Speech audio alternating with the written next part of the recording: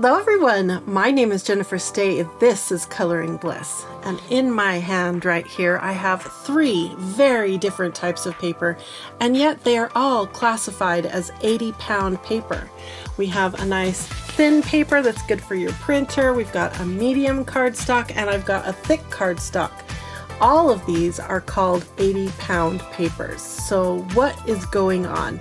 Are the paper manufacturing companies lying to us, or is there something else we need to learn here? So that's what we're going to answer today in this video. I can't wait to decode the pounds of paper and what that means to us as consumers. All right, let's say that you've decided to buy a ream of paper and you're going to purchase the perfect ream so that you can do your art and your coloring and your printing, everything you want to do on this particular paper. So you go to the paper store and you are immediately presented with a wall, a huge area full of reams of paper and all this information. Let me show you an example of what's on the end of these reams. You've got sizes, you've got poundage, you've got whether it's white or not, what kind of paper it is, and sometimes it even says what they're for, whether you can put it in a printer or not, and how many sheets are in the ream. It gets really confusing, but one of the terms we use a lot when we're talking about classifying papers is the pound weight, especially in the coloring community. I hear people talk about this all the time. So we're going to decipher why the pound weight isn't necessarily what I think you should be looking at least not the most important piece of information on this end of this ream here. So where does that come from? 80 pounds. I've got Steve here with me. He is my husband, business partner, and paper aficionado. He's done a lot of research and study on paper, and so he's going to help me through discussing this topic of pounds. Let me explain why pounds is so confusing. Again, why do I have 3 very different papers that are all 80 pound? That's just really confusing. And unless you know this secret, the secret that they're keeping from you, unless you know it, then you're just going to be confused. So let's start out by talking about some terminology that might help what we're talking about, okay? All right, Steve, why don't you explain to us on this cheat sheet what the difference is between these different numbers? Okay, those are considered paper stocks, right? Text, index, Bristol, and it goes from lightest in weight and thickness to heaviest. Okay, so this is our lightest paper. So that's your basic paper that you'd put in a copier machine or you'd write on in your printer. That's text weight. Then you have index, think index cards. It's kind of where cardstock begins. And then you have Bristol down there. Bristol is referencing a city in England where they had a process for making cardstock, and they would layer multiple pieces of paper together, and that was called Bristol. And so Bristol is more of a lighter weight cardstock. And then you have cover, and that's what you really think of when you think of cardstock. Think business cards, brochures, that type of stuff that has a heavy, thick paper. So probably if you're in a coloring Facebook group and people are saying you need to go buy a cardstock, they're talking about cover paper. Most of the time. Time, yeah. But also maybe the Bristol if you're right. We recommend it for Bristol. color. Yeah, we use the vellum version. Bristol comes in 2 different surfaces. It can come smooth or it can come textured. When it's textured, it's called vellum. Okay. And that's the one that you showed earlier is a vellum Bristol. And so that's what it's referring to. Has a little bit of texture. It's great for dry media like colored pencils. Okay, very good. Okay, and then watercolor. What makes watercolor special? Watercolor, I think when you're talking watercolor, that is in a complete other world of we could do paper. A whole video on that. Handmade papers cotton versus to Arches, who mass produces it. Arches is typically a cotton watercolor paper, and they'll either do cold press or hot press. Cold press will have some texture. Hot press is typically smooth. Yeah. But then you also have the cellulose watercolor papers, and cellulose is a wood pulp. So it's made from wood pulp, whereas the cotton is made from cotton fibers. Right. And I saw some paper recently that was made from stone. Really? So they even have stone type, and they have plastic papers that you can get too that you do art on. So it's really important to understand all the different types of paper. This is why paper is so exciting and fun to me, is that there are so many different options and you can pair it with so many different art supplies and what's it going to do, and it's really exciting. But where it gets most confusing to people is, again, your example, all three of those papers are legitimately 80-pound papers. Right. And one of them is the thin text paper. Yeah. The middle one is the Bristol 80-pound, and the thickest one is the cover 80-pound. Right. So obviously they don't weigh the same, or they're not the thickest. No. So what's going on? Why is the manufacturing company using that terminology to explain? That'd be like saying all these papers are white, so they're exactly the same. But they're not. They're very, very different pieces of paper. So let's talk about where that 80-pound number comes from. When the paper is manufactured, they decide on a sheet size that is sort of their standard sheet size, or they call it a parent sheet. And that parent sheet can be different sizes. We tried to figure out exactly why they pick different sizes, and I think it has to do with how the parent sheets are being used. For instance, are they sending the parent sheets to a printers where they're going to be turned into novels? They would want a certain parent size sheet for that printing process. Does that make sense? So different kinds of paper have different parent sheets. So it's kind of like comparing an apple to an orange. That's where this all begins. So here I have 3 little stacks of paper that Steve has made for me. We have the text paper, and at 80-pound, the parent sheet is 25 inches by 38 inches. So these are all shrunk down by 10, right, Steve? Right. So they are to scale, but nice and small, so we can actually see it rather than these huge, massive pieces of paper. So text is typically a parent sheet size of 25 inches by 38 inches. And then you go to Bristol, and it's 22.5 inches by 28.5 inches. And then you go to cover, and that's 20 by 26 inches. So those 3 pieces of paper that I held up, you can't really compare them because it's like apples to oranges, because the parent sheet is different, okay? So from this parent sheet, they take how many pieces, Steve? 500. 500 of the 25 inch by 38 inches and weigh it, and that's where the 80-pound comes from, right? So again, you take 500, the 80-pound, and that's where that comes from. But they're different sizes being weighed, okay? Apples, oranges, and bananas here.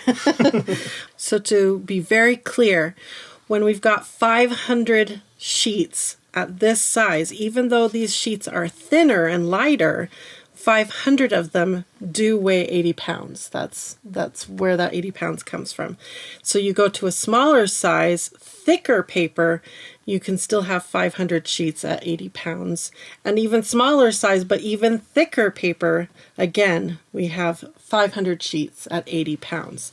So that's where the consistency comes from. You take the 500 pages at their parent sheet size.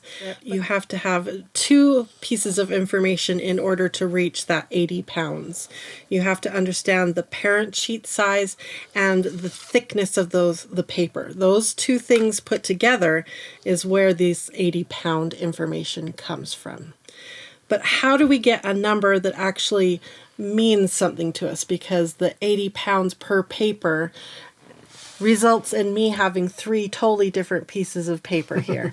So let's figure out the other number, which is the GSM, which stands for grams per square meter. Per square meter. So now the difference is, instead of comparing apples to oranges to bananas, because we have 3 different sizes, we're going to get rid of that size parameter and have them all equal. So we have a stack here of 500 text pages that are all 1 meter square right here. And then we have a stack of Bristol, again, 500 sheets, 1 meter square. and we have a stack of cover, which is 1 meter square here, 500 sheets. Now that means now we can compare apples to apples to apples. So they weigh that, and we get this information here, the GSM. So instead of 80 pounds, which is confusing because it's two different things, we're down to just one size, and it's 118 grams per square meter for this little stack. That makes so much more sense, because now when you go up to the thicker paper, it's 175 grams per square meter for this little stack right here.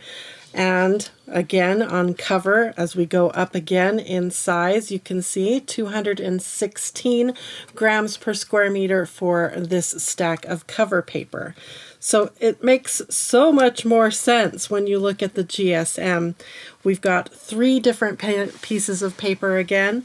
One that is lighter, 118 GSM, the mid, which is 175 GSM, and then our nice thick paper, 216 GSM.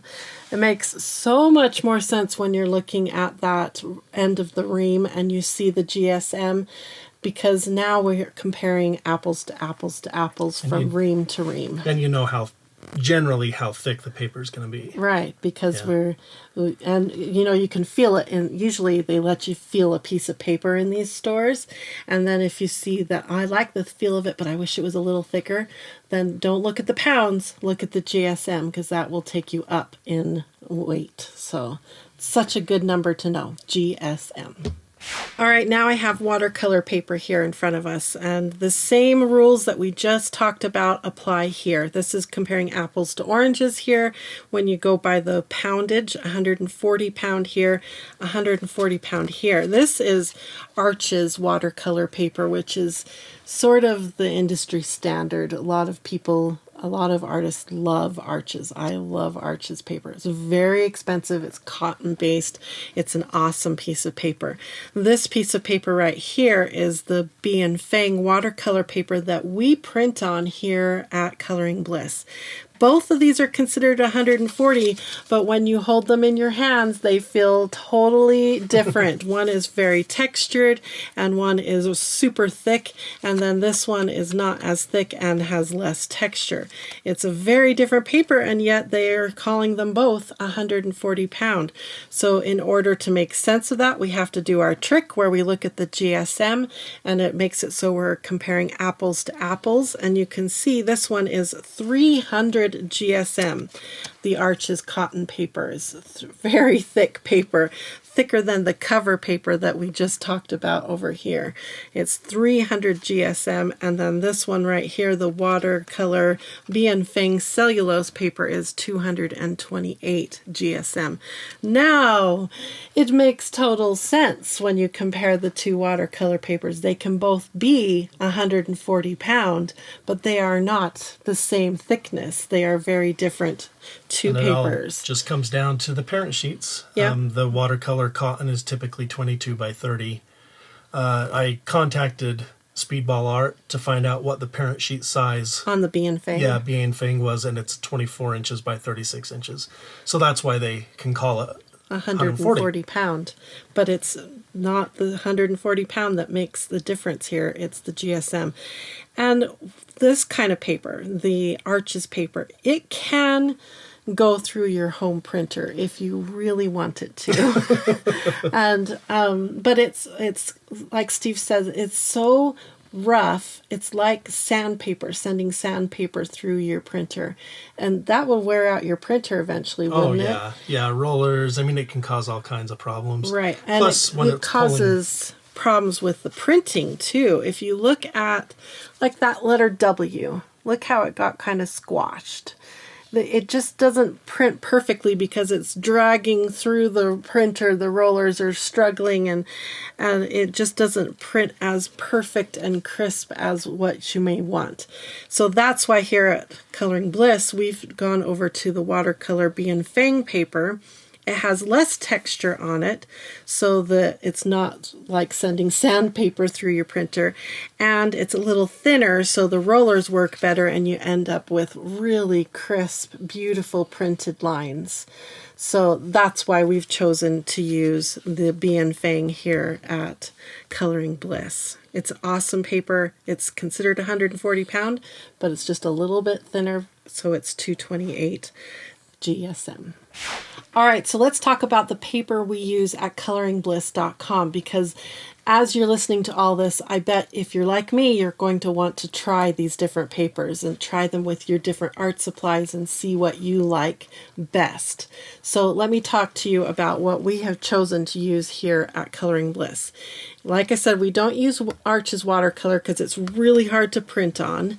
So instead we have sourced this beautiful watercolor paper by Bienfange that is amazing. So that's one of the papers we use at Coloring Bliss. So cool. That was so hard to source. So yeah. Now if I bring down the Bristol, Steve, explain to them what we use in the Bristol. Okay, in our coloring books, and we use the 80-pound vellum Bristol. And vellum means?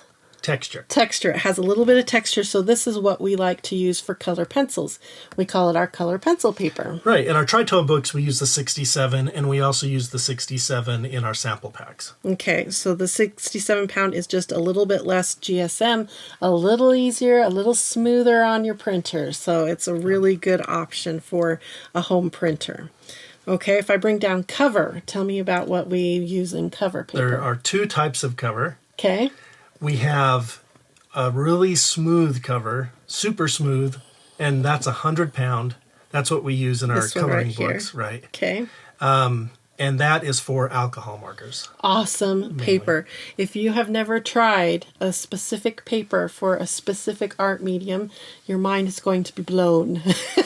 Your artistic creativity is just going to be so much easier. Sometimes when you see artists on YouTube doing things and you're like, why is mine not turning out the same as theirs?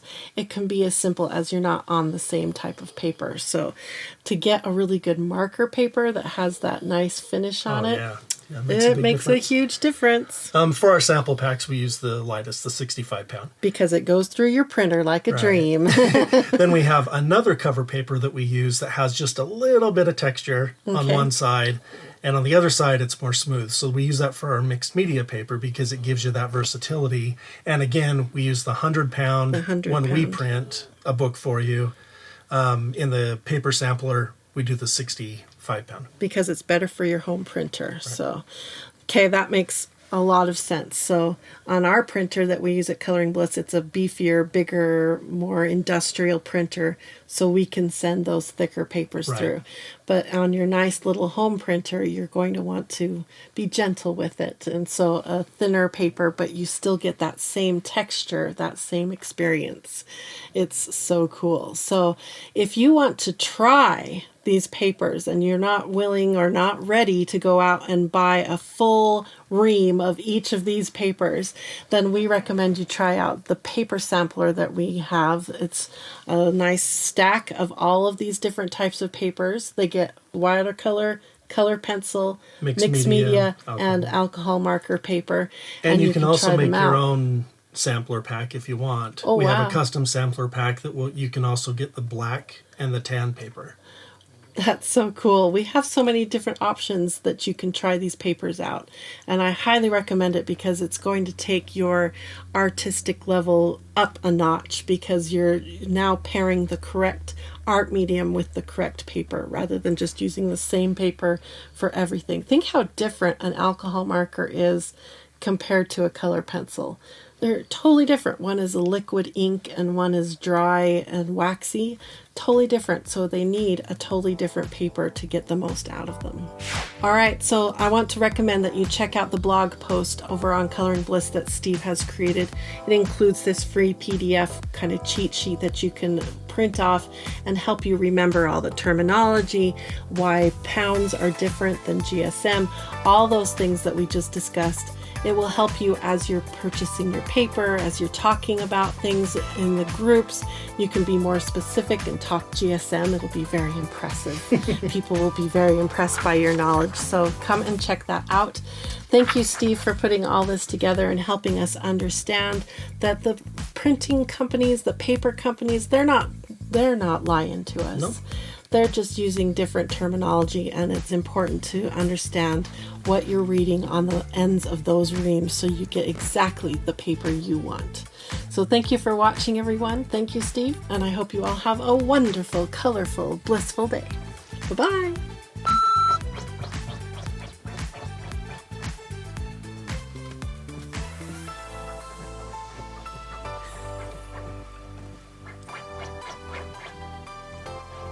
Got to get that just right. Circle, circle, plop. Sigh.